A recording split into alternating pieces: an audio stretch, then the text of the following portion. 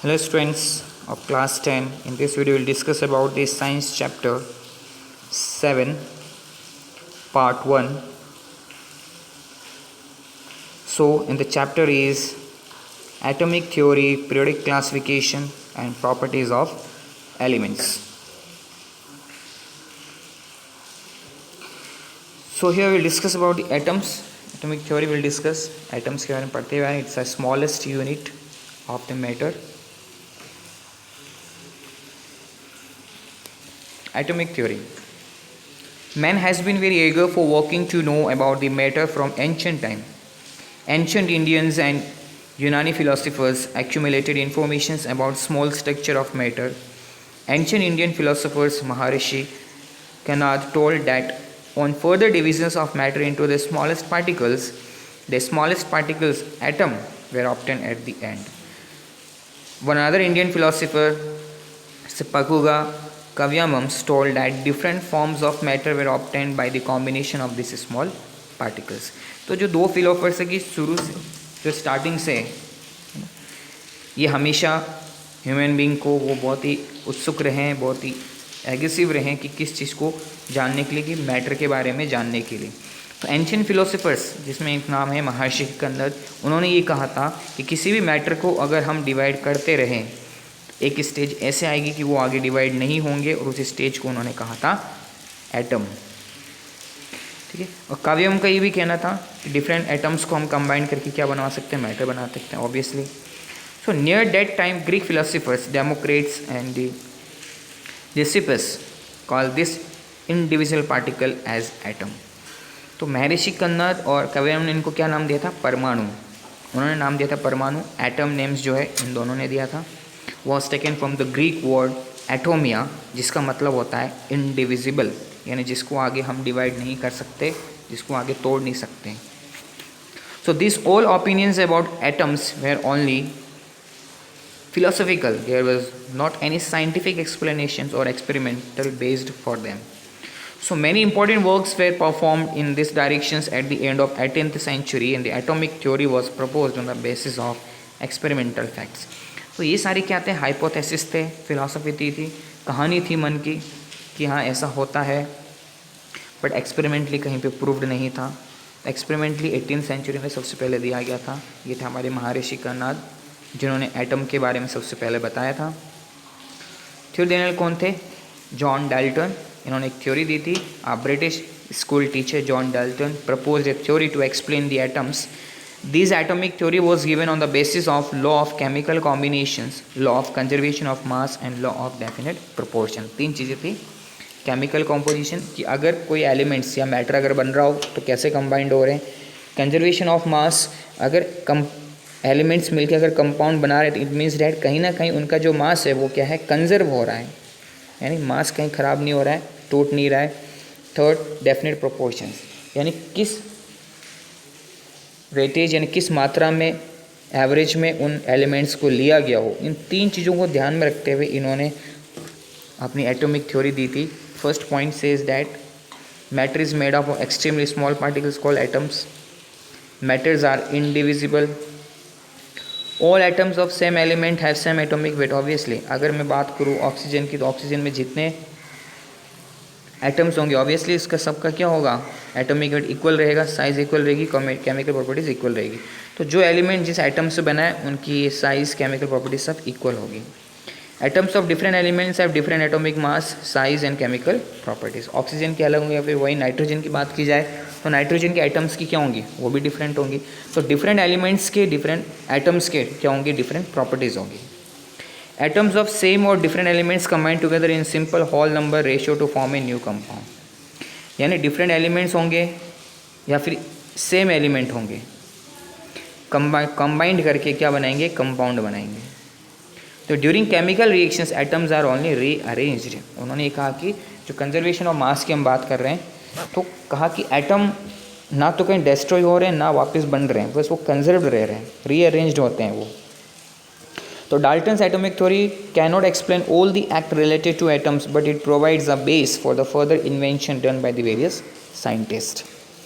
कुछ क्वेश्चंस थे है ना एटम से रिलेटेड जो वो नहीं दे पाए, इनकी थ्योरी फेल हो गई थी, बट इन्होंने एक बेस तैयार कर लिया था बाकी साइंटिस्ट के लिए, ताकि वो आगे क्या कर सके, एक्सपेरिमेंट कर सके। तो आगे जो एक्सपेरिमेंट हुआ है नेक्स्ट जो थी theory, that is known as atomic model of Thomson. Thomson ने इनका मॉडल दिया था। Now electron and proton were discovered. तो क्वेश्चंस क्या थे कि इलेक्ट्रॉन होते क्या, प्रोटॉन क्या होता है। जॉन डाल्टन की थ्योरी में इनके बारे में नहीं था कुछ भी जिक्र। जब इनकी डिस्कवरी हुई वो क्वेश्चंस पुटअप किए गए तो वो आंसर नहीं दे पाए। जब इन्होंने मॉडल दिया, various models were till then propose to explain the internal structure of the atoms containing these electrons.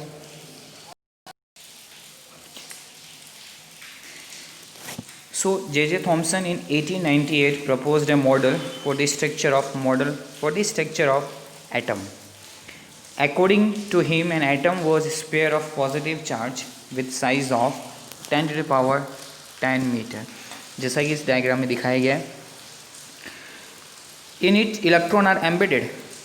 उन्होंने बताया कि एटम स्फेरिकल इन साइज होता है, बाहर की जो शेल होती है वो पॉजिटिव होती है और इलेक्ट्रॉन अंदर इस तरह से एम्बेडेड, जैसे कि बेकरी बिस्किट्स के अंदर होते हैं, कैश्यू होते हैं, इस तरह से इन्होंने बताया कि इलेक्ट्रॉन्स क्या होते हैं, ऐसे एम्बेडेड होते हैं। So the change on electron is equal to the charge on electron is equal to the positive charge of the sphere, कि जितना चार्ज इस पे होगा उतना इक्वल चार्ज किस पे होगा, इलेक्ट्रॉन्स पे होगा। So this model is compared with the watermelon and cap, hence it is also called a plum pudding model. The structure of atom is just like a Christmas cake where positive charge is considered as pudding, whereas electrons are emitted as a plum. It is also considered as laddu of bundi and watermelon in Indian language.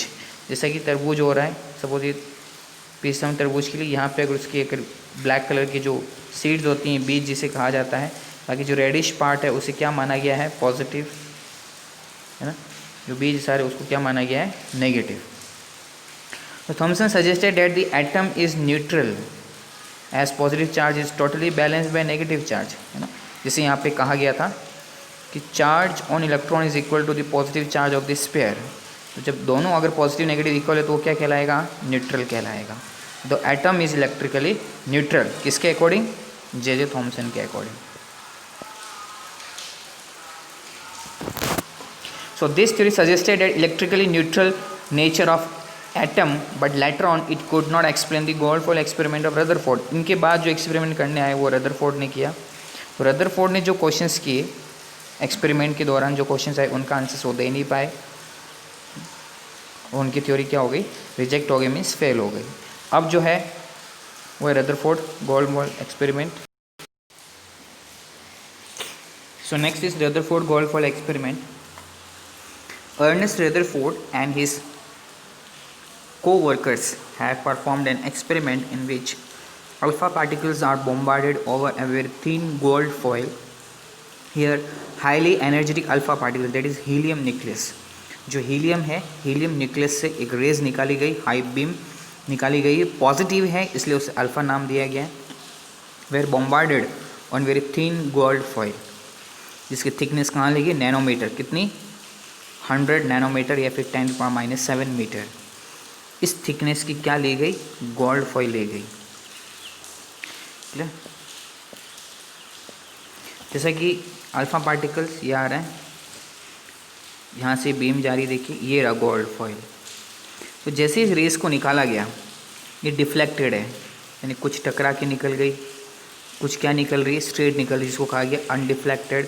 This is fluorescent screen, यानी जो चमकती हो, ये चमक रही है, जैसे इस पर क्या किए गए, बॉम्बार्डेड किए गए इस गोल्ड फॉइल के ऊपर। तो जो बॉम्बार्डमेंट हुई है किसकी हुई, अल्फा पार्टिकल्स की हुई है, यानी पॉजिटिव की हुई है, हीलियम। तो जो ऑब्जर्वेशंस थे कि अगर RF कैसे है, जैसे ये एकदम एक माना गया है गोल्ड फॉइल का, alpha particles bye nucleus of the gold foil, कि अल्फा पार्टिकल्स जा रहे हैं, देखिए एक रे है जो जा रही है, फिर वापस ऐसे घूम के आ रही है उसी डायरेक्शन में, कुछ रे जा रही हैं वो क्या कर रही हैं, डाइवर्ट हो रही हैं, बाकी क्या चल रही है, मूविंग स्ट्रेट चल रही है।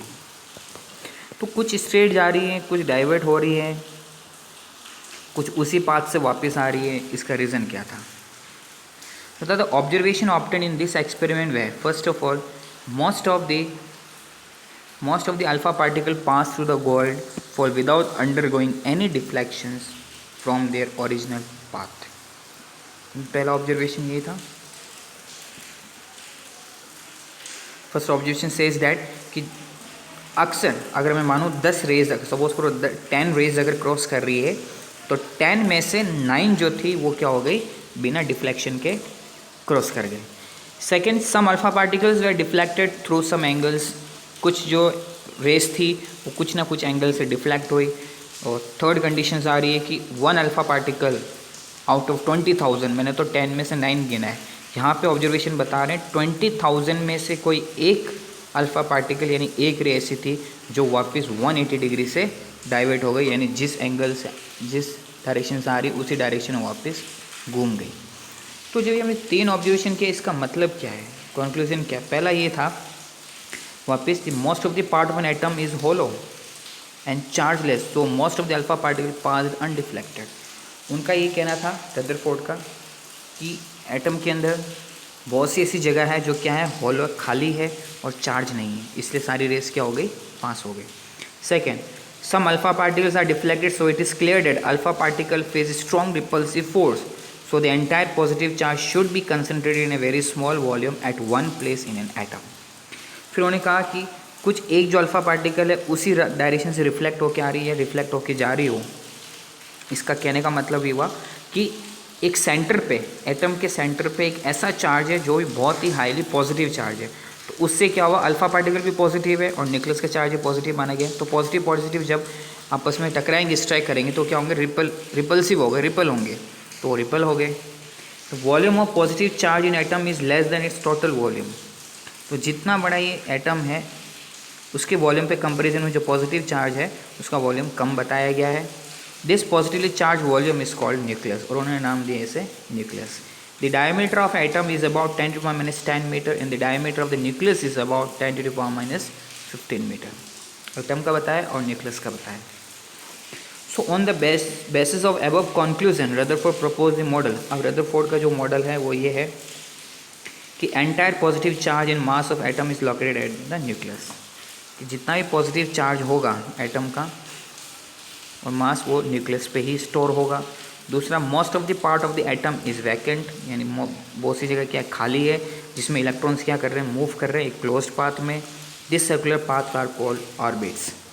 And atom is electrically neutral, so certainly the number of electrons and protons are same in atom. जो थॉमसन ने कहा था atom is electrically neutral, Rutherford भी ये कहते हैं इलेक्ट्रिकल न्यूट्रल होगा. इट मीन्स दैट कि जितने नंबर ऑफ इलेक्ट्रॉन्स होंगे उतने नंबर ऑफ प्रोटॉन होंगे, पॉजिटिव चार्ज होंगे. The size of the nucleus is very small as compare to the size of atoms. Atom की जो साइज़ है उसी कंपेरिजन में न्यूक्लियस की साइज़ क्या होगी, छोटी होगी.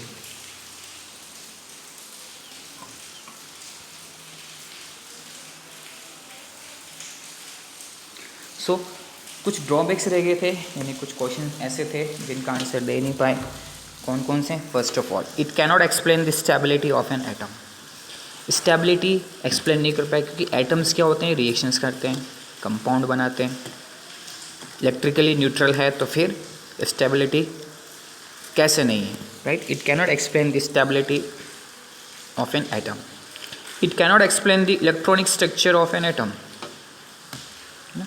इलेक्ट्रॉन्स जो अरेंज्ड है, अगर हाई एनर्जी दी जाए तो फिर इलेक्ट्रॉन्स किस ऑर्बिट में जाएंगे, कौन सा पाथ लेंगे, एक्सप्लेन नहीं कर पाए. लेकिन मैक्सवेल थ्योरी कहती है, according to Maxwell theory, electrons moving in a circular orbit will emits radiations due to which its energy will go on decreasing, therefore it will fall down at the end into the nucleus, but in fact it is not the case. It cannot explain the atomic spectrum and number and arrangement of electron present in orbits. Rutherford ने कहा कि orbit में present है, लेकिन कोई भी nucleus है उसके ऑर्बिट में अगर कोई इलेक्ट्रॉन्स घूम रहे हो तो क्या करेंगे, इमिट्स, एनर्जी इमिट्स करेंगे. तो ये था कि मैक्सवेल थ्योरी ये कहती है कि जब भी कोई इलेक्ट्रॉन इवॉल्व कर रहा हो सर्कुलर ऑर्बिट में तो वो क्या एमिट्स करेंगे, रेडिएशन इमिट करेंगे, एनर्जी इवॉल्व करेंगे. जो रिवॉल्व करते करते क्या होगी, एक तरह से डिक्रीज हो जाएगी, उनके अंदर से एनर्जी सारी निकल जाएगी, तो वो क्या करेंगे, अपनी ऑर्बिट से गिर जाएंगे नीचे, और जैसे गिरेंगे वो न्यूक्लियस पे आके गिरेंगे. तो इसका आंसर रदरफोर्ड नहीं दे पाए. दिस इज़ द पाथ कि इलेक्ट्रॉन किस वे में रिवॉल्व करता है। तो जो ड्रॉबैक्स थे रदरफोर्ड के, उनको दूर करने के लिए जो नेक्स्ट एक्सपेरिमेंट आया that is of Niels Bohr. उससे पहले नील बोर ने जो एक्सपेरिमेंट किए वो किए क्वांटम मैकेनिज्म। जैसे क्वांटम मैकेनिज्म है क्या, quantum mechanics is a fundamental theory in physics that describe the physical properties of nature eight small scale. बहुत ही स्मॉल स्केल पे किसी एटम की प्रॉपर्टी हो, किसी मैटर की, उसको डिस्क्राइब करने के काम आती है ये। Of the order of atoms and सब एटॉमिक पार्टिकल्स। एटम्स जो हैं, सब एटॉमिक पार्टिकल्स कौन से हो गए, इलेक्ट्रॉन, प्रोटॉन एंड न्यूट्रॉन। तो क्वांटम मैकेनिज्म उन्होंने काम किया। इनकी जो थ्योरी थी वो क्या थी, gave a hypothesis to explain the structures and spectrum of a hydrogen atoms. The atomic model of Bohr is based on the following assumptions. First is nucleus is present at the center of an atom in which positive charge proton are present. जैसा कि Rutherford ने कहा था कि nucleus पे क्या है, सारा पॉजिटिव चार्ज है, और जब पॉजिटिव चार्ज तो प्रोटॉन कहाँ प्रेजेंट है, सारे वहीं सेंटर पे प्रेजेंट है न्यूक्लियस में। The electron revolve around the nucleus in a path of a definite radius and energy. उन्होंने कहा था कि इलेक्ट्रॉन्स अगर रिवॉल्व कर रहे हो तो उनका क्या एक डेफिनेट रेडियस है, सेंटर से उनकी एक फिक्स दूरी है और उनके पास एनर्जी है। उनको इन्होंने क्या कहा था, एनर्जी लेवल का है। This orbits are properly arranged around the nucleus. This can be represented by symbol N. N means number of shells यानी नंबर ऑफ एनर्जी सेल्स। इनको नंबरिंग दी 1 2 3 4 या फिर रिप्रेजेंट किया के एल एम एन से।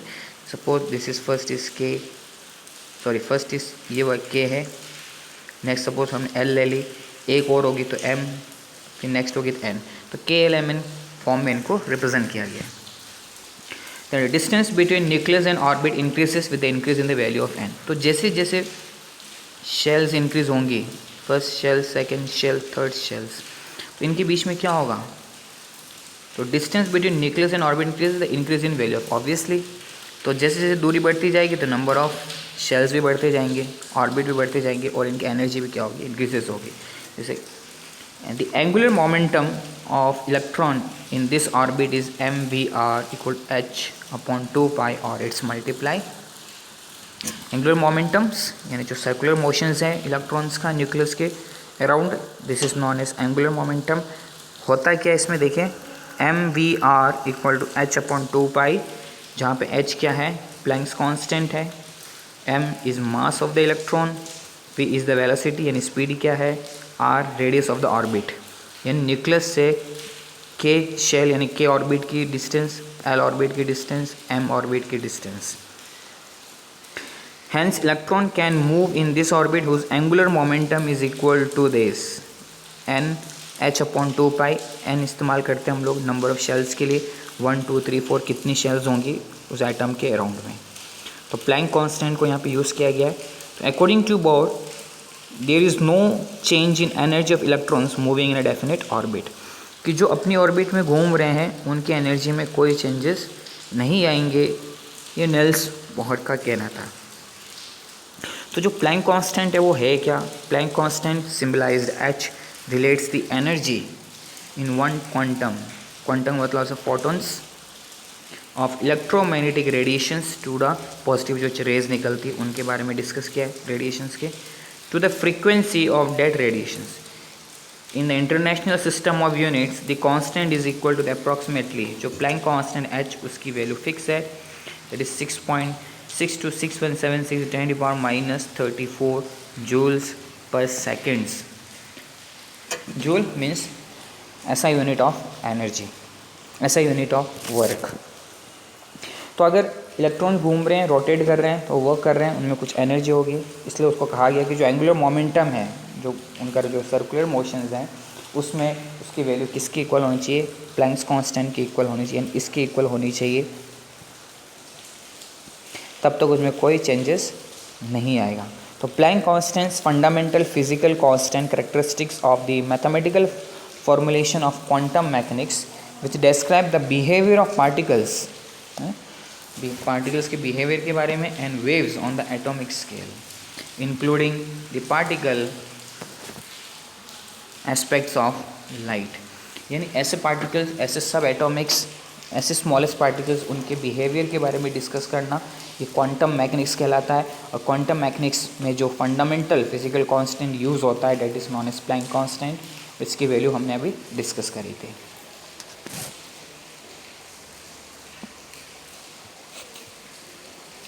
So when electron absorb energy from outside of atom, then it's jump into its higher energy level on excitations. If electrons emits energy, then it come back to its orbit of lower energy level from a higher energy level. Line spectrum is obtained from absorptions and emissions of energy by an electron in an atom. तो ये question पूछा गया कि अगर energy मिल जाए electron को तो क्या होगा। एनर्जी एब्जॉर्ब करो इलेक्ट्रॉन तो अपने लोअर एनर्जी शेल से हायर एनर्जी शेल तक वो जंप लगा सकता है। वो एनर्जी अगर इमिट कर रहा हो, कम हो रही हो, तो हायर लेवल से लोअर लेवल पे आ सकता है। इसके अलावा इलेक्ट्रॉन न्यूक्लियस के साथ स्ट्राइक नहीं करेगा बोर मॉडल के अकॉर्डिंग। बट कुछ ड्रॉबैक्स थे। ड्रॉबैक्स क्या है? This is certain that the atomic model of Bohr was more developed as compared to the Rutherford model. Bohr model explained the line spectrum and stability of the atom. There are still some drawbacks in these models which are given as below. This model cannot explain the atomic structure having more electrons. Second, line spectrum of atoms appear to be divided into more than one line when viewed from an aperture of higher penetration power. The reason is not explained by Bohr model. लिखा है line spectrum थी atoms की, वो appear to divide into more than one line spectrum. उन्होंने experiment किया था hydrogen atom पे, तो जिसमें इलेक्ट्रॉन्स ज़्यादा हैं, जिनका एटॉमिक नंबर ज़्यादा, इलेक्ट्रॉन्स ज़्यादा, उनके मॉडल को ये एक्सप्लेन नहीं कर पाए। It does not explain the process of forming a molecule by atoms through chemical bond. इसका केमिकल बॉन्ड के ज़रिए जो कंपाउंड्स बन रहे थे, जो मॉलिक्यूल्स बन रहे थे, किस प्रोसेस से बन रहे थे, उसको एक्सप्लेन नहीं कर पाए। तो various elements were invented with the determination of atomic structure, the symbol, atomic structure and specific properties of this elements have been identified. Now it is clear that all matters are composed of atom of these elements. It is being tried to arrange all the information related to these elements. तो सबसे पहले Dalton ने theory दी। Dalton's में कुछ drawbacks आए थे जो J Thomson ने दिए था मॉडल। जे थॉमसन्स के अंदर कुछ लिमिटेशंस थी, कुछ कमियां थी। इसके बाद रदरफोर्ड ने उसका एक्सपेरिमेंट किया। रदरफोर्ड ने कुछ डिटेल एक्सप्लेन करी। रदरफोर्ड के बाद उससे एडवांस जो मोर डेवलप्ड है एटॉमिक स्ट्रक्चर, वो नील्स बोहर ने बताया। नील्स बोहर का कुछ हद तक एक्सेप्टेशन और कुछ ड्रॉबैक्स तो रहे, तो बट इसके आगे क्या होने लगी, फिर क्लासिफिकेशन होने लगी एलिमेंट्स की। क्लासिफिकेशन के अकॉर्डिंग फिर इनका अरेंजमेंट करने लगे।